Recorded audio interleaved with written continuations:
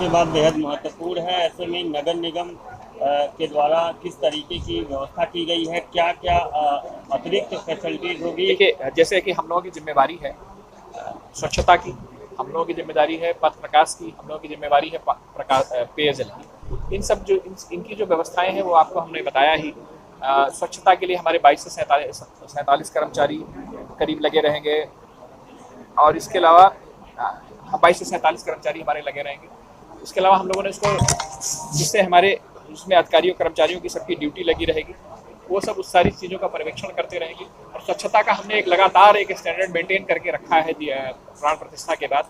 उस स्टैंडर्ड को और आगे ले जाना, अपने ही बनाए हुए बेंचमार्क को थोड़ा और आगे सेट करना, यह हम लोगों के लिए चैलेंज है। चूंकि दीपोत्सव एक पूरी दुनिया को में देखे जाने वाला इवेंट है, और हमारे अयोध्या के कहीं ना कहीं वो हमारी अयोध्या की शान से जुड़ा हुआ, हमारी अयोध्या के गौरव से जुड़ा हुआ इवेंट है।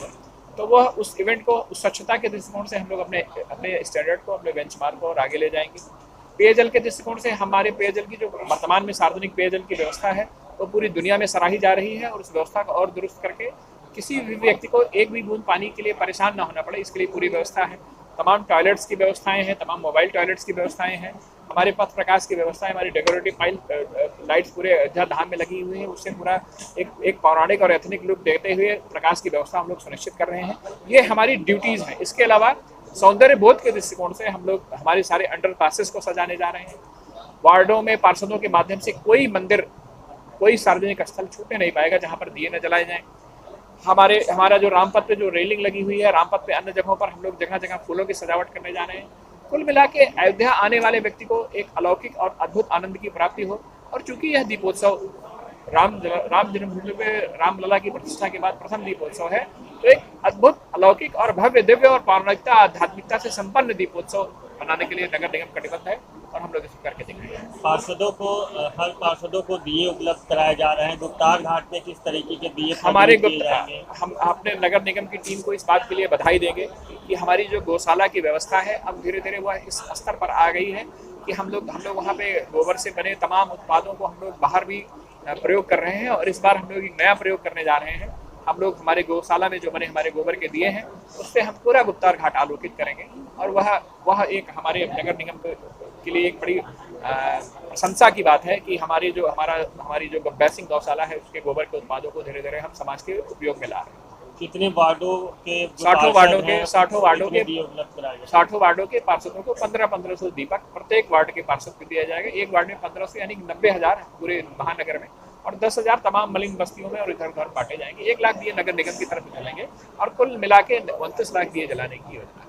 कितने वो कर्मचारी दीपोत्सव में नगर निगम के द्वारा रहेंगे? और महाराज जी, इसमें ये बता दीजिए कि जो पब्लिक फैसिलिटीज हैं, जो सुलभ शौचालय अस्थायी बनाए जाएंगे, वो कितने रहेंगे? 30 के करीब मोबाइल टॉयलेट हम लोग लगाएंगे धाम में। 30 के करीब हम लोग मोबाइल टॉयलेट लगाएंगे। दूसरा प्रश्न क्या था? कितने कर्मचारी लगभग 3700, 3700 प्लस 22 से 47 तो सफाई कर्मचारी हैं, और कुल मिला के हमारे जितने 3700 कर्मचारी वो नगर निगम की व्यवस्थाओं के माध्यम से एक अद्भुत और दिव्य दीपोत्सव सुनिश्चित करने के लिए कटिबद्ध है। इसमें एक बार तौल के बताएंगे। इसके बाद ये पहला है, किस तरीके से व्यवस्थाएं की जा रही हैं, क्या क्या फैसिलिटीज आप लोगों के द्वारा उपलब्ध कराई जाएंगी? देखिए, दीपोत्सव इस बार हम लोगों का भव्यतम हो, दिव्यतम हो, इसके लिए नगर निगम प्रशासन ने पूरी तरह से अपनी तैयारी की है। लगभग 1,11,000 दीपक नगर निगम प्रशासन की तरफ से जलाए जाएंगे, जिसमें कि 11,000 दीपक हमारे जो गौ उत्पाद है उनसे बने हुए होंगे। 1500 दीपक प्रत्येक वार्ड में भेजे जाएंगे, जिसमें प्रत्येक वार्ड में भी दीपोत्सव का आयोजन हो सके। इसके साथ ही साथ जो मलिन बस्ती है, जो हमारे जो इस तरह के लोग हैं जो कि दीपक नहीं ले पाते, उनको भी हैंड होल्डिंग की जाएगी, और वहाँ भी हम लोग दीपोत्सव का आयोजन करेंगे। अगर हर विभाग के कर्मचारी और इनके अधिकारियों की बात करें तो 3700 से अधिक हम लोगों के साथ कर्मचारी रहेंगे, जिसमें 2247 मात्र अयोध्या धाम के उस क्षेत्र में है, और बाकी नगर निगम के अन्य क्षेत्र में सारे जो कर्मचारी अधिकारीगण लगेंगे वो कितने कर्मचारी हमारे तैनात होंगे। इसके साथ साथ 22 जो हमारे मोबाइल टॉयलेट्स हैं, इसमें कि 20 के आसपास हमारे मोबाइल टॉयलेट्स जो अयोध्या धाम और जो पूरा संपूर्ण क्षेत्र है वो, और बाकी इनके जहाँ पे इंट्रेंस और एग्जिट, जहाँ पे हमें भीड़ की उम्मीद है आने जाने की, वहाँ पे हम उसकी व्यवस्थाएं कर रहे हैं। इसके साथ जो आसपास की जो वाहनों के पार्किंग की व्यवस्था है वो उसको भी हम लोग कर रहे हैं, चाहे तक्षशिला की विशेष रूप से जो पार्किंग है उसकी हम लोग व्यवस्था करेंगे। पेयजल की व्यवस्था सम्यक रूप से की गई है। लगभग 1,500 से अधिक वाटर पॉइंट्स जो हम टैप के माध्यम से हम लोग अवेलेबल करा रहे हैं। श्रद्धालुओं को पेयजल के लिए कोई असुविधा नहीं होगी।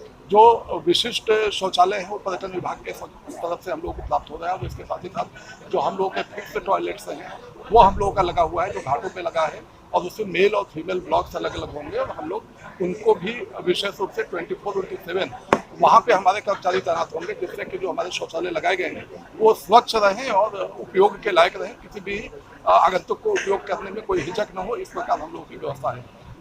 जो पूरा क्षेत्र है अयोध्या नगर निगम का, जो बहुत ही महत्वपूर्ण क्षेत्र है, वहाँ पे हम लोग उसको फ्लावर डेकोरेशन करेंगे और हरित डेकोरेशन करेंगे, जो कि पर्यावरण फ्रेंडली होगा, और साथ ही साथ एक नया संदेश देगा कि जो हमारी जो अयोध्या है वो स्वच्छतम अयोध्या बनने की तरफ तो है ही है, लेकिन उसके साथ हरियाली और जो प्रकृति है, प्राकृतिक रूप से भी वो जो सौंदर्य बोध हमारे अयोध्या धाम में हम लोगों ने ये पूरा प्रयास किया कि जो यहाँ की पौराणिकता है, जो आध्यात्मिकता है, उसको बनाए रखते हुए हम लोग इस दीपोत्सव के आयोजन में सक्रिय रूप से नगर निगम अपनी पूरी भूमिका अदा कर रहे हैं।